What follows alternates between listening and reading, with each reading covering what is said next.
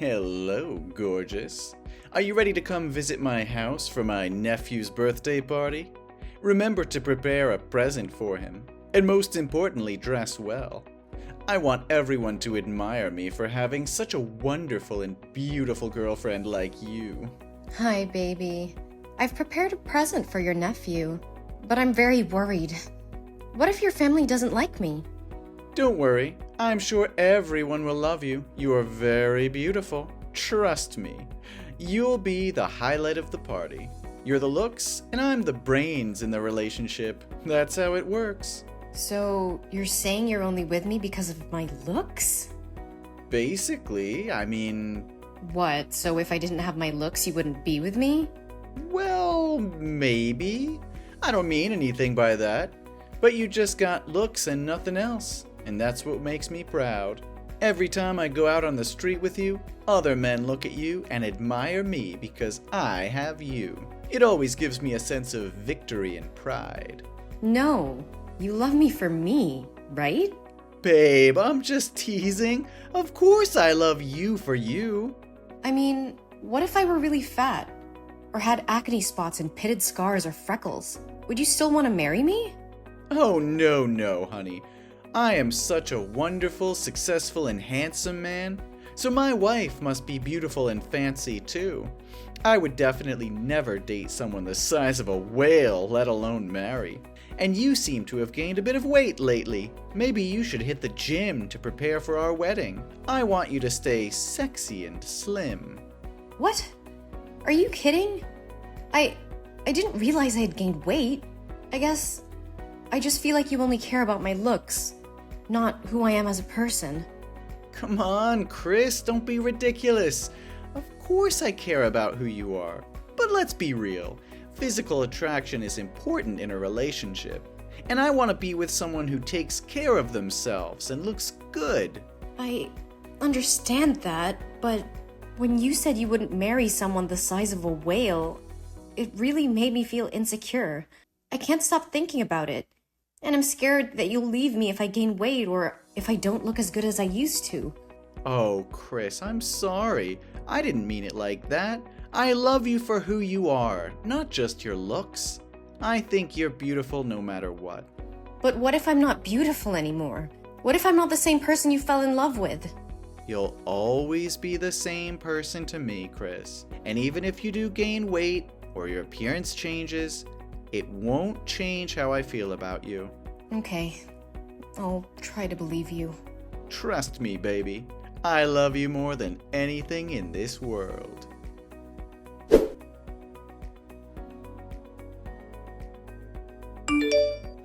Hey, Mike? Where are you? I need you to come over and sign the surgery form. Surgery form? What for? I mean, your face was already ruined. Even if you have more surgery, you won't be as beautiful as you used to be. It's just a waste of money, Chris. How can you say that to me, Mike? Didn't you say just a few days ago before the bandages were taken off that you would love me no matter what? And now that I'm not as beautiful as I used to be, you're saying that it's a waste of money to have surgery? Also, you're calling me stupid for trying to save your nephew from the fire. Chris, I didn't mean to hurt you, but you have to understand that I'm upset about what happened to your face. And yeah, you did act stupid and careless by running into a burning house to save a child. Isn't the first thing you should do when you see a fire flare up to protect that face? Now look at you. Your neck and face both have 2nd and 3rd degree burns. The doctor told me that there's almost no chance you'll ever be as pretty again as you used to be. So you're saying that my appearance is more important to you than my life. You said that you love me no matter what, but now you're acting like my face is the only thing you care about. And don't you dare call me stupid for saving a child's life. That child is your nephew. And I couldn't just stand there and watch him burn. And to this day, I still can't believe that when you guys found out that there were still people trapped in that house, not a single member of your family rushed in to save the child. It's really cruel and heartless. Hey, watch your mouth. We didn't know there were still people trapped inside. It was a chaotic situation. and we were trying to get everyone to safety. We're not heartless or cruel. We're human beings who make mistakes. Even if I knew, I wouldn't put myself in such a dangerous situation, but would calmly wait for the fire department to arrive. Wait? Until when were you going to wait? Until the boy turned to ashes? I know, Chris, and I appreciate what you did for my nephew. But I just can't help feeling angry and frustrated about what happened to your face. I'm sorry for being insensitive, but I can't just pretend like everything's okay. And as for your appearance, of course it's not the only thing I care about. But let's face it, looks matter. And I'm just worried about how this is going to affect us. How could you say that? I thought you loved me for who I am, not just what I look like. And now that I don't look like your idea of pretty, you're acting like I'm some kind of burden. No, Chris, that's not what I meant. I'm not trying to make you feel like a burden, but I can't ensure my love for you will be the same. And we have to face the reality of the situation. Your face is never going to be the same again, and we have to figure out how to deal with that. Really? I just feel so insecure now, Mike. I'm scared that you'll leave me if I don't look as good as I used to. Really? Now let's sign that surgery form and get you on the road to recovery. We'll get through this together, I promise. Thank you for being here with me, Mike.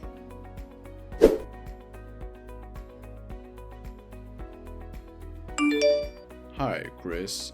I wanted to check in since you missed your psychotherapy appointment today. The therapist didn't see you, and she said you weren't picking up your phone, so I'm just texting to see if you're okay. If you're busy, I can tell her to reschedule your appointment for a later time. Is everything fine? No, I didn't forget my appointment. It's just, I didn't want to go out in public because of my burned face. I feel ugly and disgusting and don't dare to face people. Even if I can't see myself in the mirror now, how can I have the courage to go out into the street? I understand how you feel, Chris. In that case, let's have an online therapy session today. And I'll be your special therapist. How are you feeling today? Did you seriously just ask me how I feel? My face is burnt to a crisp. I look like I'm wearing a Halloween mask. 24/7. It's a nightmare. I understand how difficult this is for you. It's tough to imagine what you're going through. No, you can never understand me. Whenever I go out, I have to wear sunglasses and cover my face with a mask, and people treat me differently. If I forget to wear it, people will look at me with pity and stay away. And children will point at my face and call me a monster. I know this might sound horrible to hear, but there are many things to be grateful for. Such as? I lost my job because they told me my face scares customers away. And they said that working in the beauty industry isn't as ugly as this. My dog barks at me every time she sees me. My friends don't recognize me. And whenever I want to meet them, they always find excuses to refuse me. And to top it all off, my fiance doesn't want me anymore. You'll never know how upset I am. But you're alive. It's not everything, but it's a start. Yeah, that's not really saying a lot.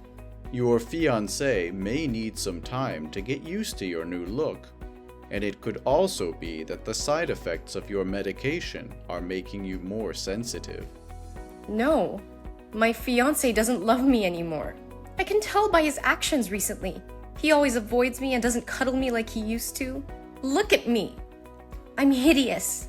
Chris, what makes a person beautiful is who she is on the inside. And to me, you are the most beautiful, bravest, strongest, and most admirable girl in the world. You used your body to shield a child from burns without a moment's hesitation. That's an incredible act of courage and kindness. But no one said I did the same thing as you. They blamed me for being too careless, stupid, and rash. At that time, I didn't have time to think. I reacted because I didn't want the child hurt, so I rushed out to help him.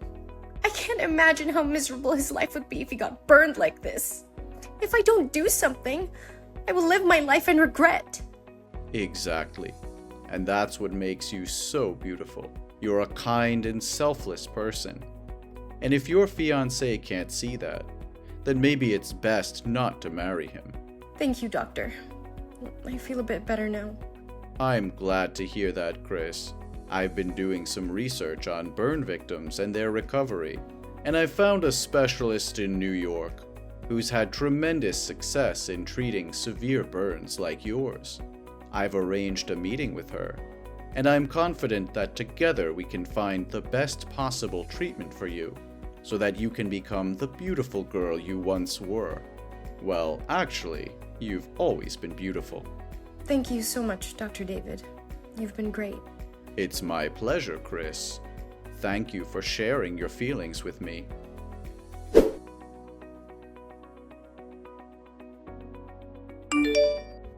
It's late, Mike. Where are you now? My buddy John is having a basketball match tonight. I'm gonna go down there to watch with the guys. Oh, I love basketball. Send me the location and I will come join you guys. I'll get ready right now.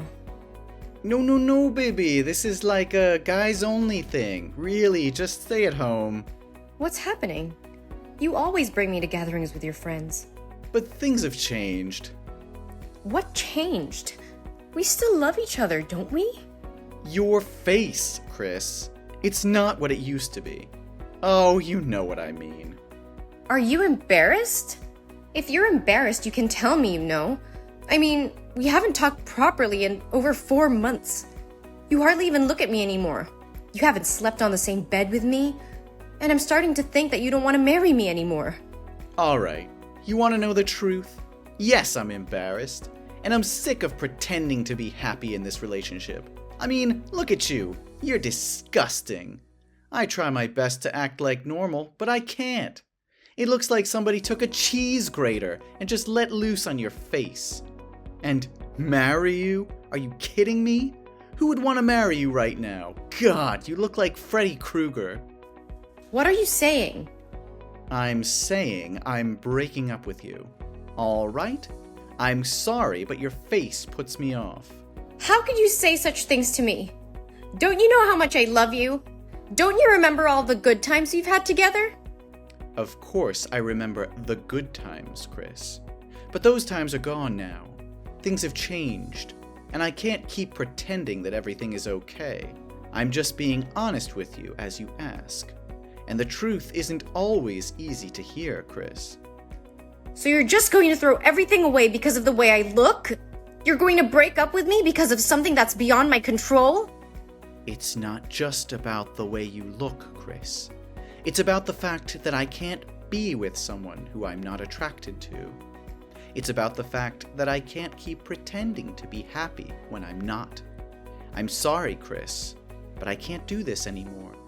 And you could have avoided this if you hadn't intended to be such a heroine. No, Mike. I'm not trying to be anyone.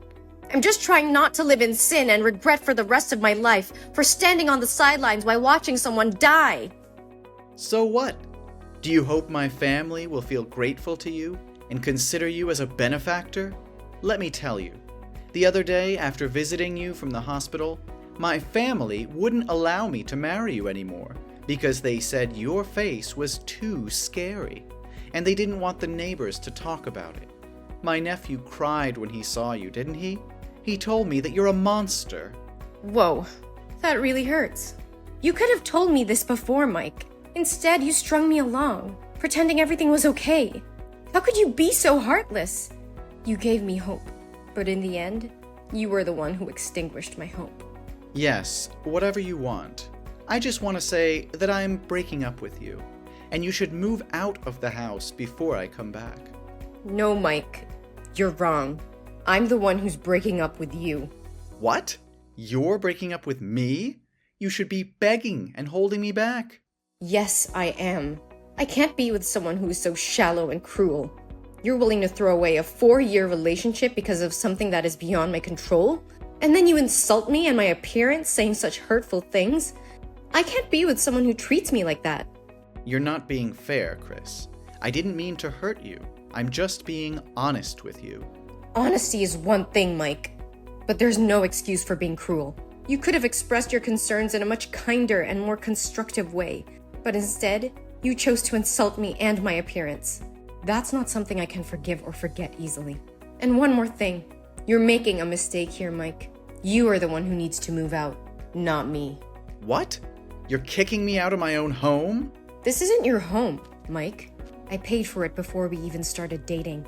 And since you clearly have no respect for me or my feelings, I think it's best if you leave. Fine, I'll leave. But don't think you can just kick me out and forget about me. You'll surely regret not begging me to stay there. No one will date you anymore. I'm not trying to forget about you, Mike. But I can't stay in a relationship where I'm constantly being insulted and degraded. It's not healthy for either of us. Oh, so now you're the one who's concerned about our health? That's rich.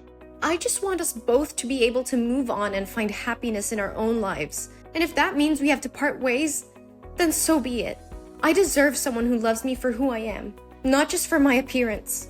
Good luck finding someone who can love that face of yours. I don't need your luck, Mike. I have faith that I'll find someone who can appreciate me for who I am, not just for my looks. And as for you, I hope you find happiness too, but it won't be with me.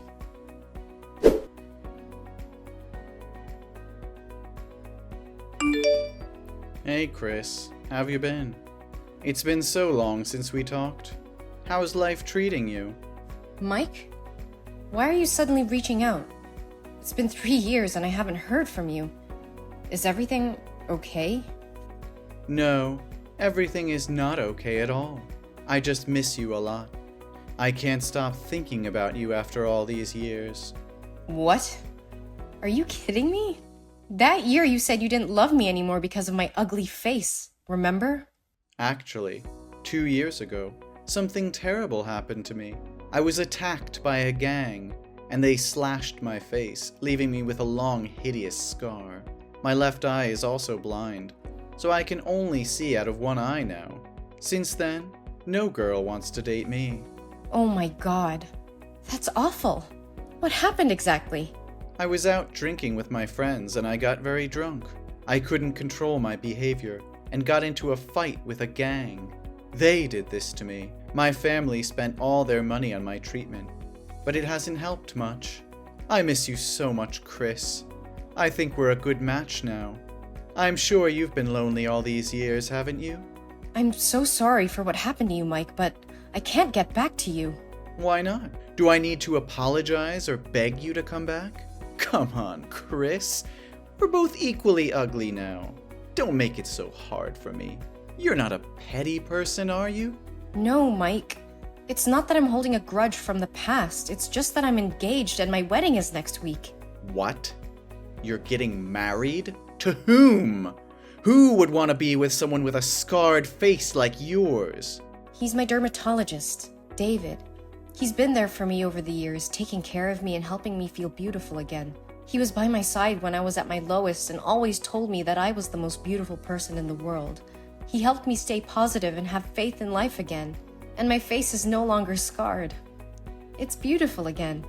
What do you mean, beautiful again? That's impossible. David spent a lot of time researching methods for my surgery, and after 15 surgeries using skin grafting, my face has healed and recovered. You're lying to me, Chris. I can't believe you're getting married to someone else. You were mine, and now you belong to someone else? Mike, please calm down. I'm sorry, but I can't change how I feel. It's been years since we broke up, and I've moved on. How could you do this to me? After everything we've been through, you just throw me away like garbage? I didn't throw you away, Mike. You chose to end things between us. And now I've found someone who loves me for who I am, scarred or not. I can't believe this is happening to me. You're supposed to be mine. I'm the only one who truly understands you. That's not true, Mike. David has been there for me through thick and thin. He accepts me for who I am and loves me unconditionally. And he's the one I want to spend the rest of my life with. You'll regret leaving me, Chris. You'll see that no one will love you like I did. Mike, please stop. Your words are hurtful and untrue. I wish you all the best, but I can't be with you anymore. You're lying. No, I'm not. I'm sorry, Mike, but I have to go now. Please take care of yourself. No, you can't just treat me like that. Why am I the only one who has to live a miserable life with such a disgusting face in the end? I believe someone will love you for who you really are, Mike. You should be optimistic. No, don't talk nonsense anymore. Come back to me right now.